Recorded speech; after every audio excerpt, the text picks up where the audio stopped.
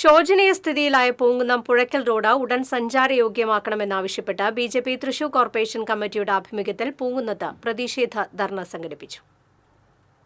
ധർണ BJP. മുൻ ജില്ലാ president advocate K Aneesh Kumar ഉദ്ഘാടനം ചെയ്തു.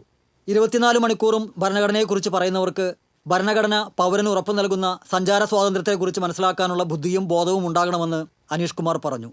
പൂങ്കുന്നം പുഴയ്ക്കൽ റോഡിന്റെ കാര്യം ഈ പ്രദേശത്തെ കുറച്ചുപേരെ മാത്രം ബാധിക്കുന്ന പ്രശ്നമല്ല.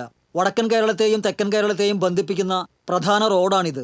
ഇതൊരു ദേശീയപാത ആയിരുന്നെങ്കിൽ ഇങ്ങനെ ഒരു പ്രശ്നം ഉണ്ടാകുമായിരുന്നില്ലെന്നും അനീഷ് കുമാർ പറഞ്ഞു. ഭരണഘടനയിലെ ഫണ്ടമെന്റൽ റൈറ്റ്സിൽ ഏറ്റവും പ്രധാനപ്പെട്ടതാണ് ഈ രാജ്യത്തെ ജനങ്ങളുടെ വഴി നടക്കാനുള്ള അവകാശം. ആ അവകാശമാണ് സർക്കാർ നിഷേധിക്കുന്നത്. 1-2 മാസമല്ല, എത്ര വർഷങ്ങളായി ഈ റോഡ് എന്ന് പറയുന്ന പ്രിയപ്പെട്ടവരെ ഈ പ്രദേശത്തെ കുറച്ച് ആളുകളെ മാത്രം ബാധിക്കുന്ന ഒരു വിഷയമല്ല. ഇത് വടക്കൻ കേരളത്തെയും തെക്കൻ കേരളത്തെയും ബന്ധിപ്പിക്കുന്ന ഏറ്റവും പ്രധാനപ്പെട്ട റോഡാണ്. മനുഷ്യന്മാർക്ക് സഞ്ചരിക്കാൻ നല്ലൊരു റോഡ് പോലും ഉണ്ടാക്കി കൊടുക്കാൻ സാധിക്കുന്നില്ലെങ്കിൽ പിന്നെ എന്ത് ഭരണമാണ് നടത്തിക്കൊണ്ടിരിക്കുന്നത്? ദേശീയപാത നിർമ്മാണത്തിനായി 550 കിലോമീറ്റർ റോഡ് ഏറ്റെടുത്തത് തങ്ങളാണെന്ന ക്രെഡിറ്റ് അടിച്ചെടുക്കാൻ ശ്രമിക്കുന്ന മുഹമ്മദ് റിയാസിന് പൂങ്കുന്നം പുഴയ്ക്കൽ റോഡിലെ കുപ്പിക്കഴുത്ത് പരിഹരിക്കാൻ 200 മീറ്റർ റോഡിന് സ്ഥലം ഏറ്റെടുക്കാൻ കഴിയുന്നില്ല.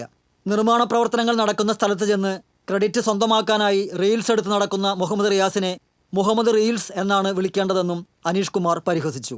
Corporation councillor doctor V Athira അധ്യക്ഷത വഹിച്ചു. ബി.ജെ.പി. മേഖലാ vice president Bijoy Thomas, general secretary Ravikumar Uppath, Thrissur west മണ്ഡലം പ്രസിഡന്റ് രഘുനാഥ് സി മേനോൻ തുടങ്ങിയവർ സംസാരിച്ചു. TCV തൃശൂർ.